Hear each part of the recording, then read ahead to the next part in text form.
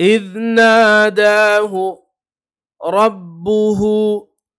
ربه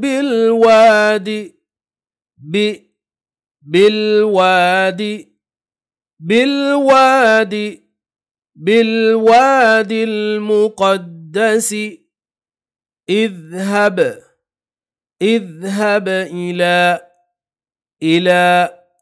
إلى فرعون إنه طغى فقل هل لك إلى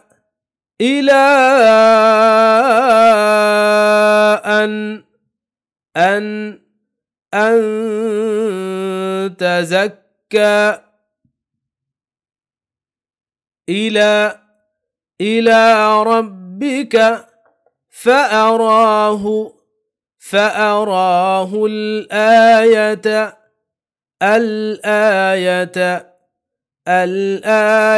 الكبرى أنا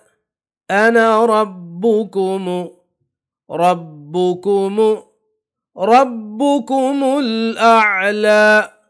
فأخذه الله نكال الآخرة والأولى في ذلك لعبرة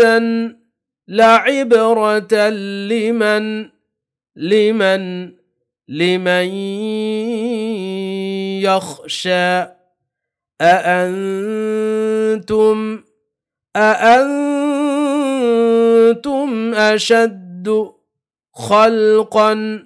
خلقا